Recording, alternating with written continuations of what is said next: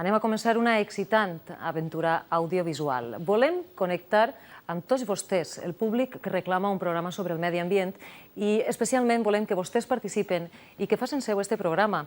Sabem que cada setmana tenim... D'esta manera començava, ara fa 5 anys, el programa Medi Ambient. Per a celebrar l'aniversari els hem preparat un programa especial on repassarem part del treball realitzat des d'aquell 9 d'octubre de 1997. Primer, recordarem alguns dels paratges que hem recorregut junts. Hem intentat amb imatges repassar la riquesa biològica de les nostres terres, unes terres on tenim de tot. Illes, penya-segats, zones humides o muntanya. Veurem també de quina manera l'home altera el paisatge. Finalment, recordarem alguns dels llocs visitats per Medi Ambient fora de les nostres fronteres, des de l'Antàrtida als racons més singulars de la península Ibèrica. Medi Ambient compleix avui 5 anys i volem celebrar-ho amb tots vostès. Comencem.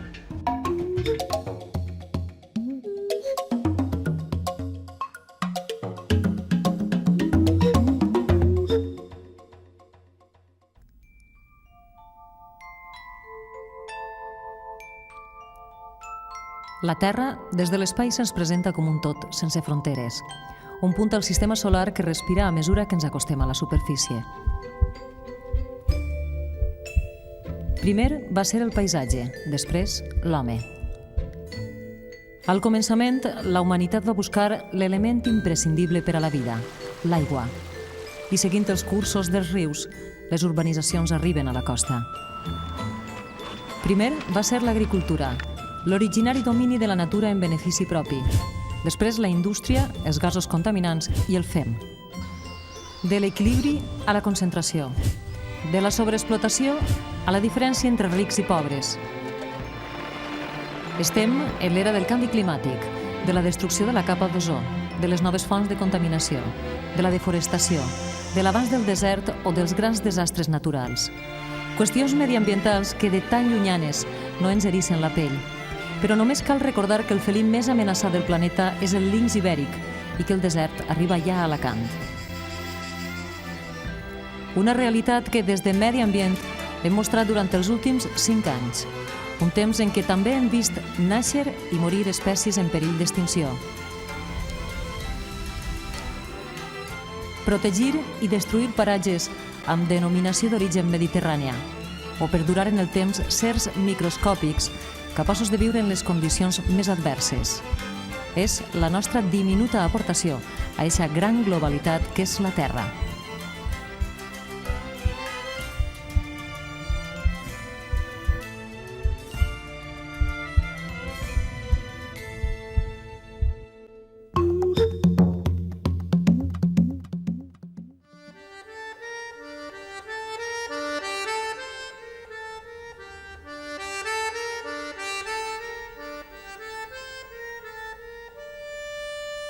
L'Illa Grossa, la Ferrera, la Foradada i el Carallot, a poc més de 50 quilòmetres de la costa castellonenca, són la nostra joia més preuada. Del pas de Medi Ambient per la reserva natural queden les primeres imatges nocturnes de la baldriga cendrosa, una au marina que només cria ací. També el vol suspès de la gavina corsa, l'elegància de la corba marina emplomallada o la soledat del falcó de la reina. El falcó de la reina és l'única au rapinyaire que fa el niu a les Illes Columbretes. El far de les Columbretes és un dels llocs predilectes per a posar-se i molt prop d'ací han fet el niu algunes parelles.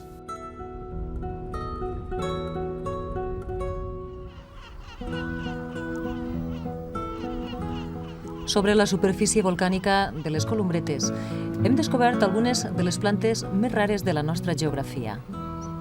És el cas de la Medicago citrina, una planta que en tot el món només podem trobar ací a les Columbretes i algun dels illots més menuts de les Balears. El fons marí, a més de 80 metres de profunditat, està entre els més rics de la Mediterrània. La barrera de corall facilita la reproducció de la llagosta roja i dona refugi a la tortuga babaua. Ha arribat el moment de recuperar la llibertat per a aquesta tortuga. Un bon lloc és ací, a les Illes Columbretes, on trobarà l'aliment i la tranquil·litat que necessita. Tresors faunístics i botànics que hem descobert amb l'ajuda dels únics humans del paratge, els guardes de Columbretes. la vigilància de les costes, la repoblació de la flora o el control de la fauna els té ocupats durant tota la jornada.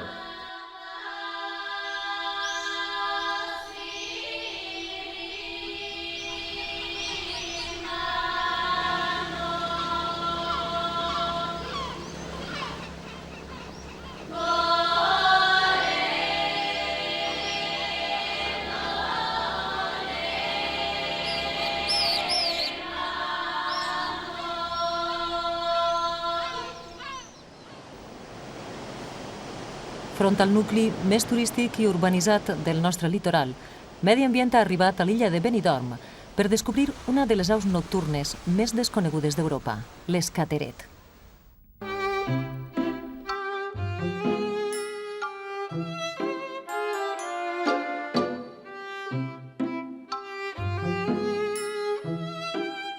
Este xicotet ocell passa la major part del temps en alta mar. Només torna de nit a terra per alimentar les seues cries. Medi Ambient també ha estat a Tabarca, a Santa Pola, una illa plena d'història que destaca, per damunt de tot, per la praderia de Posidònia oceànica, una planta marina endèmica del Mediterrani.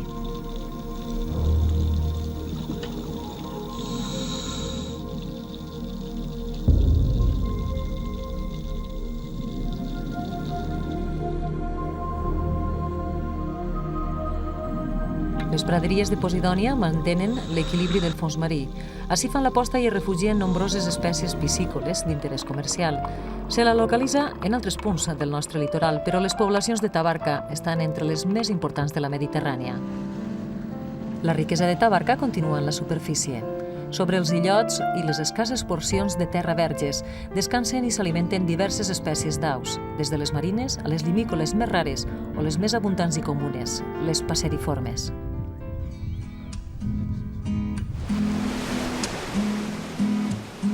Una finestra al mar, una mirada i veure el món passar entre les barques i tu jugant. A primera línia de costa, la recerca d'espais salvatges ens ha dut a la Serra d'Irta, declarada fa poc Parc Natural.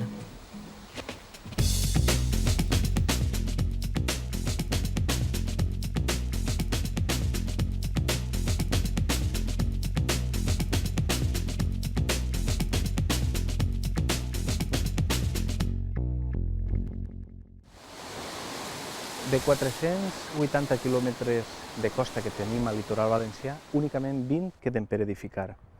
La Serra d'Irta, al nord de Castelló, és l'única zona litoral que queda verge sense edificar des de França fins a Andalusia.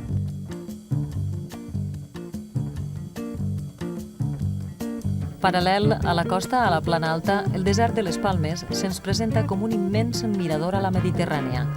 La denominació de desert té connotacions religioses. Els frares carmelitans el van triar per a la seva pràctica espiritual en solitud. Des d'ací va partir el nom i s'amplià per tot este paratge. Si això afegim que una de les plantes més característiques d'este paratge és el palmito, ja tenim el nom complet, el desert de les Palmes. Un desert de margallons on també viuen, des del 1995, les tortugues mediterrànies, protagonistes d'un projecte de reintroducció de fauna autòctona de la Conselleria de Medi Ambient.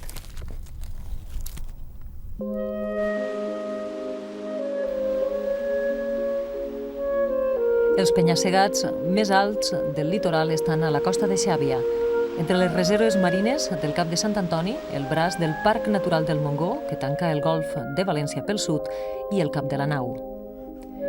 Situats davant la muralla de pedra precipitada a la mar, hem entès també per aquesta zona s'anomena la Costa dels Pirates.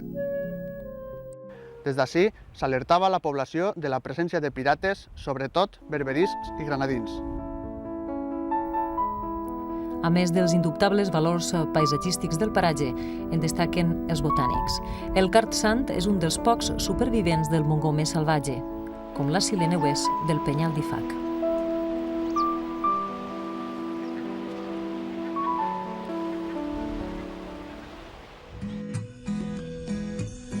Una finestra al mar i aquella xarxa per llançar-te els estels del cel. sentiments que Una finestra al mar que tanquem a la Serra Gelada, la barrera muntanyenca agermanada mar endins amb la Balear Serra de Tramuntana, que protegeix la marina del vent de mestral.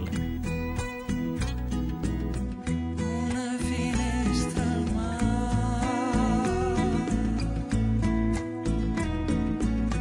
i una mirada i una olivera en pau.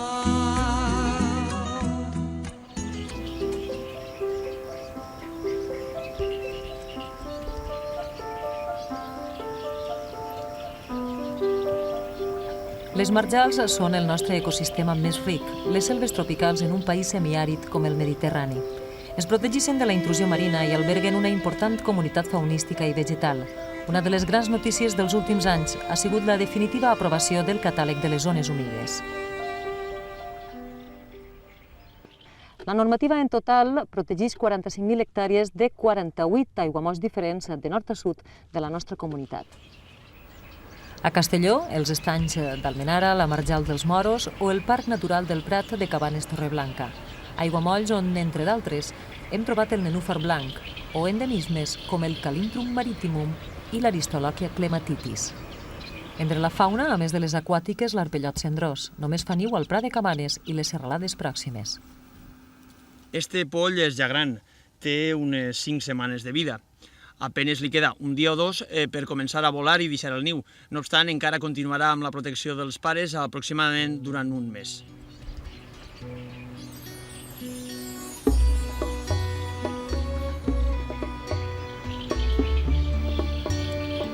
A València, el Parc Natural de l'Albufera, la zona humida més important del nostre territori. Entre joncs i boves crien el gall de canyar i la foja banyuda, espècies extingides al principi del segle XX que han tornat al seu hàbitat natural gràcies als projectes de cria en captivitat duts a terme pel Centre de Recuperació de Fauna del Saler.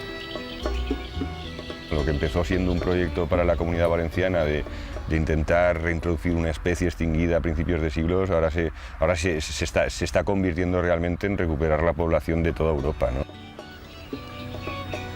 Així, el gall de canyar s'ha convertit en l'au més internacional que tenim. Exemplars, nascuts ací, han viatjat ja a Portugal i Sicília. El Parc Natural de l'Albufera és també un paratge on es combinen el cultiu de l'arròs, la pesca o el turisme, activitats compatibles amb el medi ambient.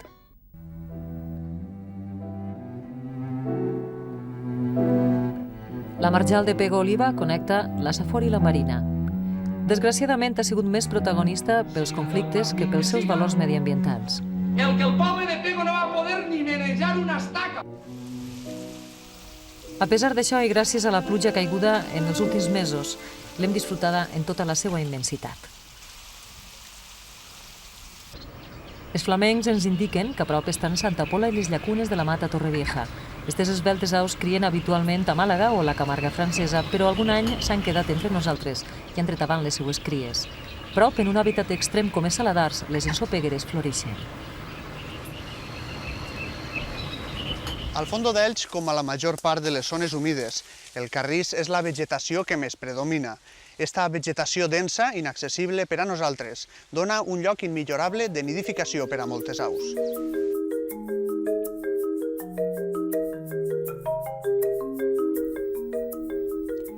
I entre les nidificants al fondo, a més de les carritxeres, dos aquàtiques en perill d'extinció, la roseta i l'ànec de cap blanc.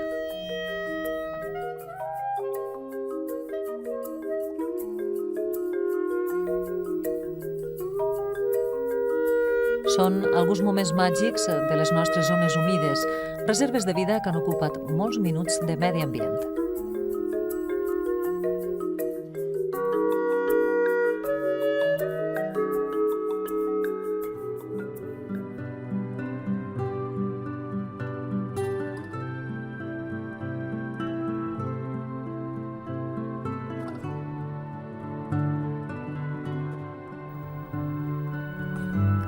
La primera imatge dels ports i el maestrat que arriba a medi ambient són els colors de la tardor.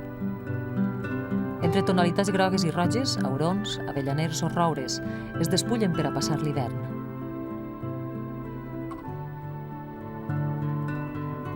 L'espectacle dura unes setmanes i coincideix amb l'època de zel de la cabra salvatge, un endemisme de la península Ibèrica que es passeja vertiginosament sobre les parets verticals de la tinença de Benifassà. Al cel, el senyor de la muntanya plana entre corrents tèrmiques i busca carronya amb què alimentar-se. Al Bergantes, les llúdries lluiten per la seva supervivència i al santuari de la Balma, el clavell de roca fa equilibris cap per avall, violant les lleis de la gravetat. Són imatges úniques viscudes en unes terres que allotjaren l'os bru i escoltaren udolar per última volta el llop ibèric. Els antics pobladors de Fredes tancaven les entrades dels carrers dels pobles per a impedir que els llops ibèrics entraren dins.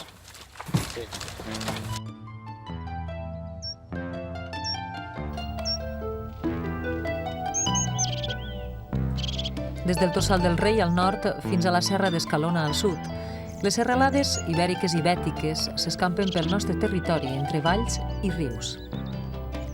L'alta muntanya valenciana està representada pels 1.836 metres del Pic Calderón al racó d'Ademús, els 1.813 del massís del Penyagolosa o els vora 1.600 de la Serra del Toro a l'Alt Palància. El rigorós clima d'aquestes terres dificulta la vida de les persones, però en canvi facilita el creixement d'espècies vegetals com les sabines, els sers vius més vells del planeta. També el pi roig i negre, que a més del fred suporta la sequera estival.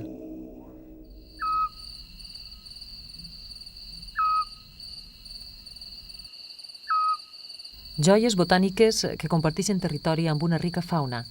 La Graelsia isabelae, la papallona nocturna més gran i bonica d'Europa, viu molt a prop del cim del Penyagolosa, entre boscos de pi roig i pinastre. No trobem aquesta papallona més que en poblacions al nord d'Espanya, als Pirineus, al sistema ibèric, a la part central de la península ibèrica, i al sud d'Espanya només a Serra Nevada. El cim del Penyagolosa i les serres que l'envolten són terra de voltors. A Villahermosa del Río, a l'Alt Millars, Medi Ambient va ser testimoni d'un dels esdeveniments més impressionants de les nostres muntanyes, la concentració de desenes de voltors al voltant d'una gran carronya.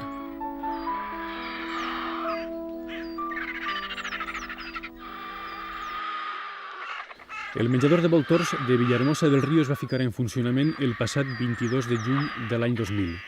Des d'aquest moment, les aus carronyeres han consumit vora 8.000 quilos de carn de porc mort procedent de les granges del terme municipal.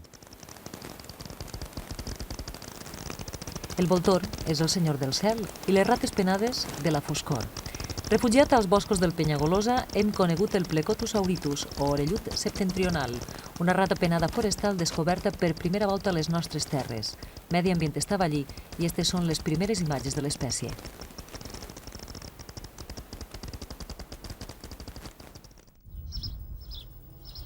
La riquesa de les comarques del nord continua al sud del Millars, on s'alça la serra més fidelment ibèrica, Espadà.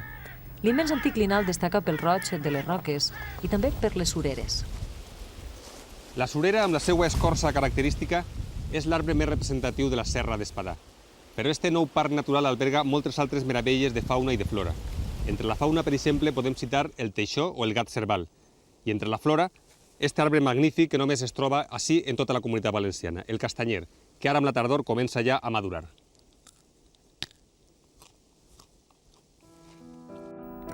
Espadà connecta amb la Calderona per la vall del Palància, un riu que hem recorregut des de la capçalera fins a la desembocadura. Així, al terme de Begís podem comprovar com el Palància ha anat excavant el seu curs en la muntanya. L'aspecte de la zona va fer pensar a Cabanilles que es tractava d'un antic cràter d'un gran volcà. I a cavall entre Castelló i València, la Calderona és un immens tapís verd, fet amb les copes dels pins blancs que s'hi han arribat a formar boscos quasi centenaris. Són formacions que en un altre temps, farà 20 o 30 anys, abans de les onades de grans incendis, eren molt habituals en tots els paisatges litorals i sublitorals valencians, però que avui en dia comencen a ser, d'alguna manera, paisatges ja escassos. I seguint els infinits camins de la Calderona, entre arborsers i albaides, hem arribat a la Porta del Cel i hem abraçat la depressió del Túria des del cim del Rebalsador. El riu Túria naix exactament així, en este punt de la Muela de San Juan, al terme municipal de Guadalaviar. Fent honor a la seva fama de ser un dels rius més aprofitats del món, escassament a metre i mig del seu naixement ja té una conducció que porta les seues aigües per a abastir el poble de Guadalaviar. El Túria té moltes cares. La més salvatge, la de les Gotges pròximes a la pintoresca Xulilla. La més serena, la de l'Horta de València, el riu Madur i Ferit avança cap a la desembocadura. La plana d'Utiel Requena és territori del Magre. I la Mola de Cortes del Cabriol, un riu que ens regala l'impressionant paisatge de les gorges del Cabriol abans d'unir-se en Cofrents al Gran Xúquer. El riu Xúquer naix al cim de Sant Felipe, a uns 1.500 metres d'altitud a la província de Conca, i desguassa a la ciutat de Cullera, a la comarca de la Ribera Baixa. Xúquer, que en àrab significa devastador, amb una conca de 22.000 quilòmetres quadrats i una llargària de 535 quilòmetres, és el riu més gran i més important de tota la Comunitat Valenciana. El sistema ibèric es troba amb les Bètiques, a la Safor i la Costera. El resultat és un paisatge abrupte que contrasta amb la calma de les muntanyes ibèriques. Ja hem vist els penya-segats de la costa i el penyal d'Ifac, però terra endins tenim la Mariola, coronada pel Munt Cabrer. Un paratge que destaca per les plantes aromàtiques, l'aigua i les caves. Aquestes construccions del segle passat s'utilitzaven per a recollir les neus de l'hivern i obtindre gel.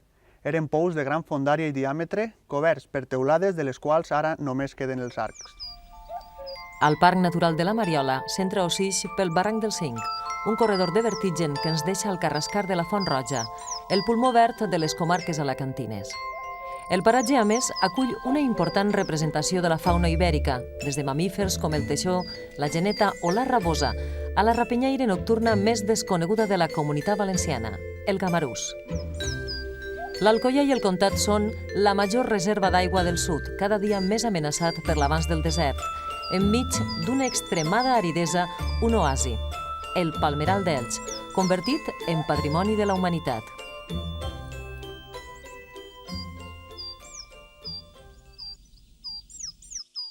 Sembla que hi ha indicis de la presència de palmeres a Elx des de fa més de 1.000 anys. Arribaren ací en companyia dels fenicis i així s'han quedat. I fins ací no hem parlat de les rapinyaires que viuen a les muntanyes valencianes. Ho farem ara, a la Serra d'Escalona, l'última massa boscosa i paradís per a les àguiles. Ací les hem trobades totes, des de la més amenaçada, la de Panxa Blanca, a l'àguila reial.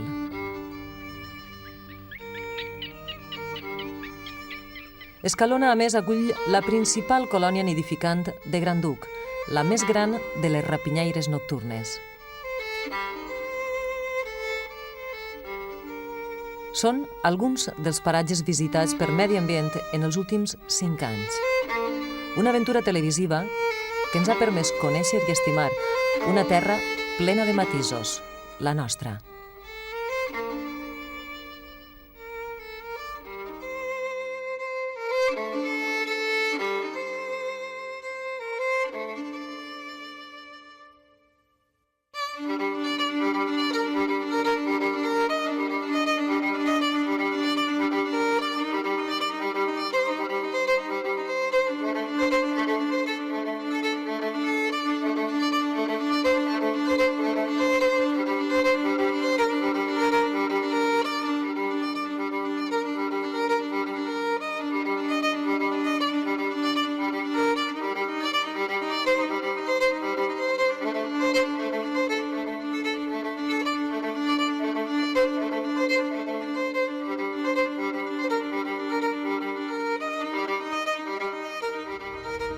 I en esta terra nostra, plena de riquesa biològica, vivim persones. Les persones hem creat ecosistemes artificials, hem contaminat, hem cremat els boscos o fins i tot hem ajudat a fer avançar el desert. No tot ha sigut negatiu.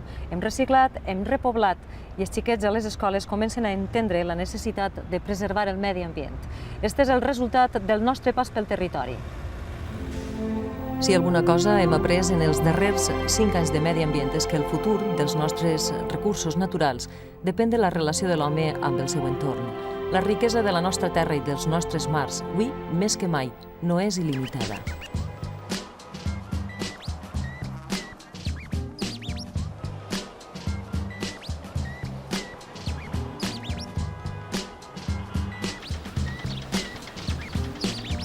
primer cotxe anava... Vingué el metge del poble. El primer cotxe, però ja era jo padrí, el primer cotxe vingué de Barcelona. El tercer cinturó de ronda posa de nou damunt la taula l'agonia d'un espai que sempre havia caminat damunt de dos rodes només, les dels carros. En lleve la gorba que en coneguem bé. Tots els de Xeresa, això no hi ha ningú que el toqui, perquè això és un déu, un monument al mig de la plaça li havien de fer, perquè s'ho mereix.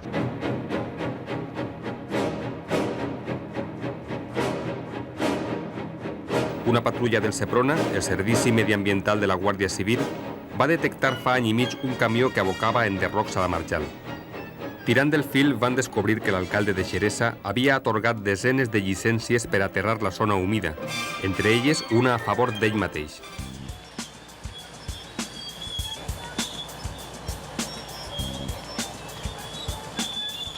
A la Comunitat Valenciana, amb un clima semiàrid, hi ha hagut sempre un delicat equilibri hídric. Un equilibri que s'ha trencat en els últims 50 anys per l'expansió de les ciutats, de les indústries i, sobretot, de les grans explotacions agrícoles.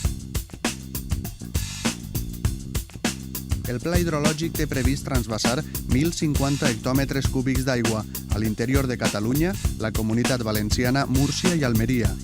Eixa aigua ha d'eixir del riu Ebre i al delta no ho veuen clar.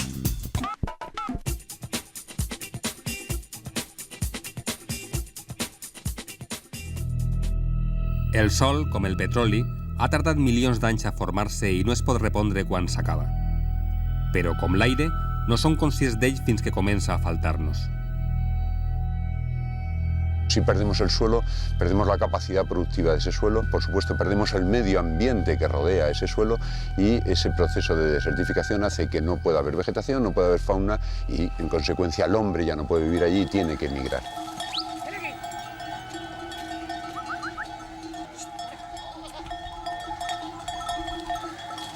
No té futur la transhumància. Però no té futur no perquè no sigui negoci, sinó perquè les terres ens les estan prenent, s'estan acabant. Lionel s'ha vist obligada a ocupar en 4 ocasions l'asfalt de la Nacional.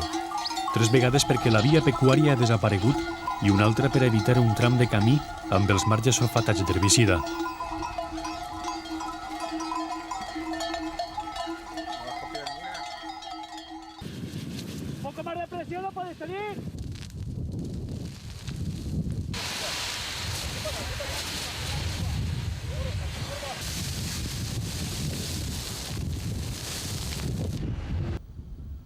De nou el foc ha passat pel Montgó deixant una empremta negra de desolació. Però este no ha sigut un incendi provocat pels fenòmens de la naturalesa.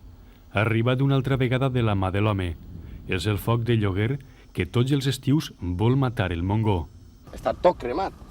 Si podem veure, no n'hi ha res de vida vegetal en tot el que seria la superfície. Per tant, ara la terra ha quedat completament nueta. No n'hi ha res que pugui agarrar la terra com n'hi eren antes les arrels de les plantes grans i les plantes menudes. I això fa que els processos erosius siguin molt greus.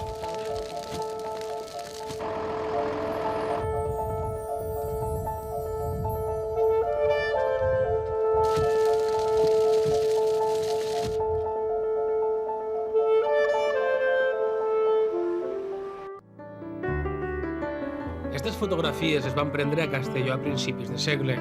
El Mediterrani estava ple de peix i la gent de la mar es guanyava bé la vida.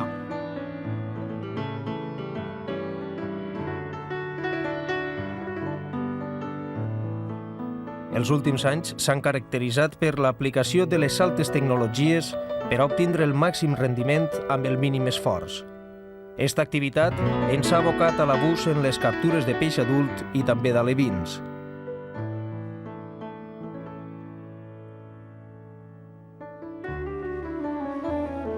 Cada any, les cortines de la mort provoquen la captura accidental de més de 500.000 d'animals marins en el Mediterrani.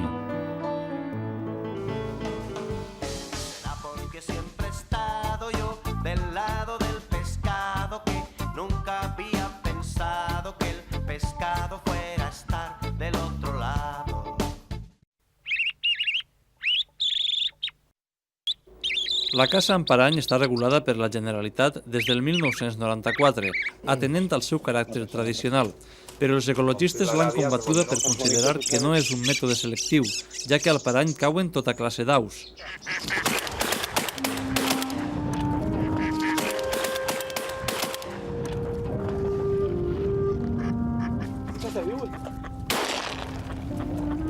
L'ordre del 15 de juny de 1988 de la Conselleria d'Agricultura i Pesca que regula l'activitat cinegètica a la Comunitat Valenciana estableix en l'article 5 la caça o captura d'espècies potencialment perjudicials per a la cacera i, per tant, susceptibles de control. Ya no se come más conejo. Desperdice. ¿Cómo está usted? No.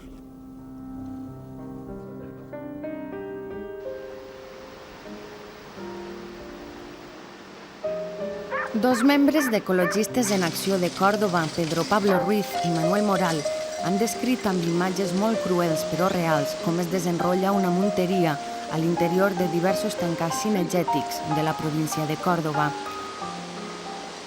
La majoria d'aquestes construccions no són permeables al pas de la fauna no cinegètica.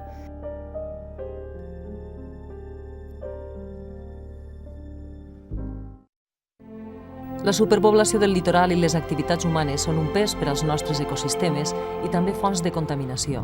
Un dels casos més sagnants dels últims anys va ser el desastre ecològic de Doñana, però no és l'únic. 5 milions de metres cúbics de fangs tòxics estan depositats al llarg de més de 20 quilòmetres en la ribera del riu Guadiamar.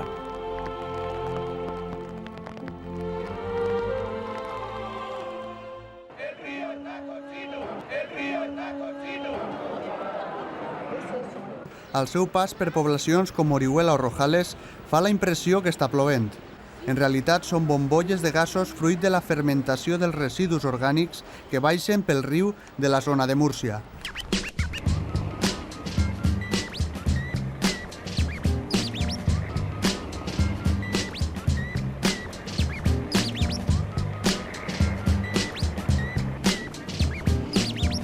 Només una tercera part del fem que produïm els valencians rep alguna classe de tractament. Les altres 2 terceres parts, i estem parlant aproximadament de 1.500 milions de quilos a l'any, acaben en qualsevol barranc, o amb molta sort en algun abocador municipal com este en el qual ens trobem.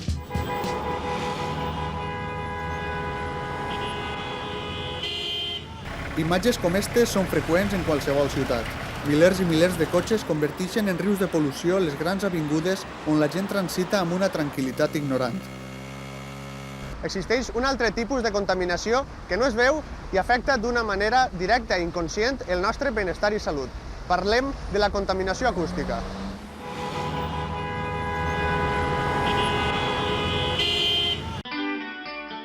No tot ha sigut negatiu.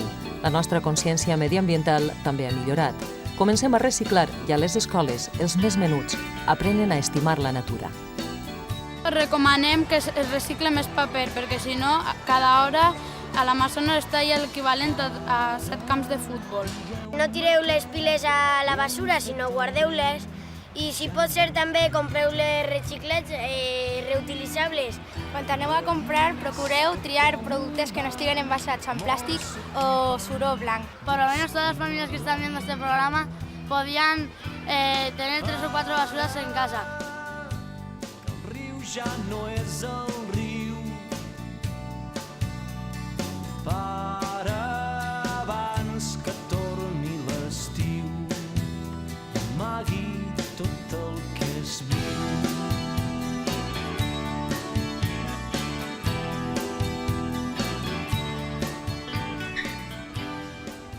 I anem ara fora de les nostres fronteres. Durant estos 5 anys, Medi Ambient ha aixafat l'Antàrtida i el Sàhara. Hem acompanyat els gats de Canyar a Portugal i els voltors a França. Hem conegut alguns dels paratges millor conservats de la península Ibèrica i hem repassat l'evolució de l'home a Europa des dels jaciments d'Atapuerca. Fem ara un breu però intens viatge per algunes d'aquestes destinacions. L'estret de Drake imposa el seu tempestuós poder. Estem navegant per les aigües més braves de tot el món. Este és el preu que cal pagar per arribar a l'Antàrtida.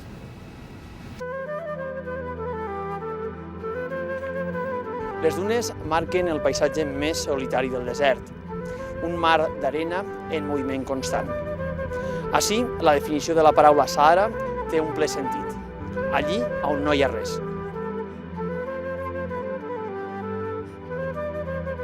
Els boscos mixtes de coníferes i espècies caducifòlies formen part dels vora 7,5 milions d'hectàrees de superfície forestal que té la província de Nova Brunswick, localitzada als territoris de l'est del Canadà.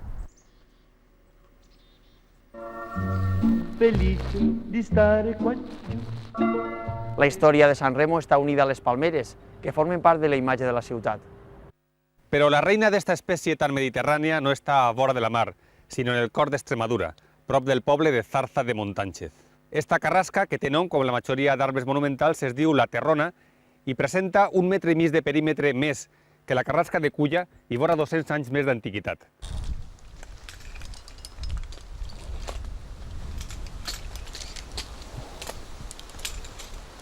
La immensa majoria del grèvol que es ven estos dies a la comunitat valenciana ve d'estes muntanyes, les de Garagüeta, a la província de Sòria.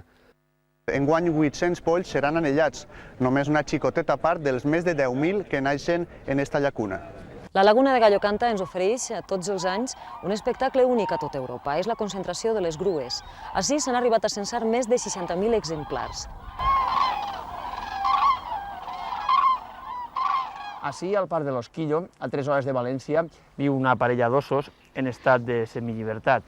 És el moment de la llibertat. Este gallecanyar, nascut en terres valencianes, està disposat ara per colonitzar esta marjal portuguesa situada a prop de Coïmbra. La Reserva Nacional de Caça i Fauna Salvatge de Gissé es troba a uns 450 quilòmetres al sud-oest de París, en el departament de Deux-Sèvres. En aquests moments està desenvolupant-se en este bosc de fajos i roures la captura dels 10 cabirols. L'allau de fang tòxic va arribar fins a este canal del Maresme que s'anomena el Braç de la Torre. Així es va aconseguir detindre gràcies al treball de les màquines que van construir un mur de terra. L'aigua del riu Ebre forma a la desembocadura un delta.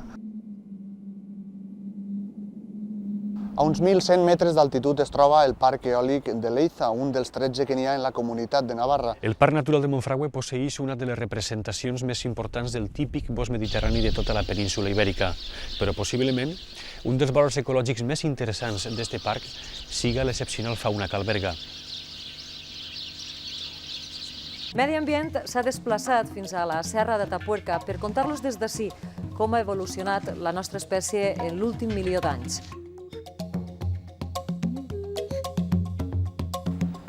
I fins ací, només unes passes per aquest llarg camí de 5 anys que hem recorregut amb tots vostès. Imatges i històries que han sigut possibles gràcies a la col·laboració de moltes persones.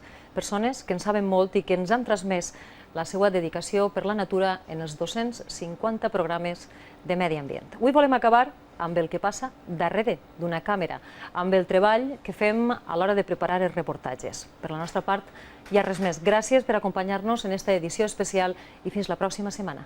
Els esperem.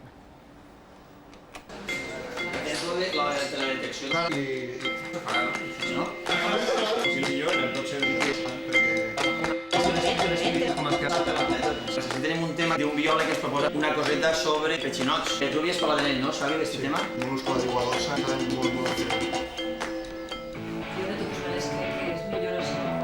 No puedo hacerlo solo.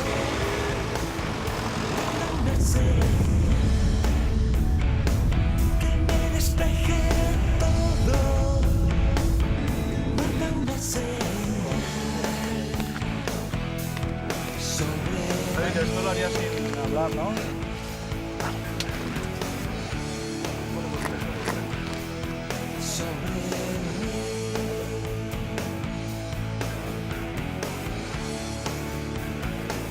No puedo hacerlo solo. Hazme una señal que me recorra todo. Sobrevolar sobre ti, sobre ti, sobre ti, sobre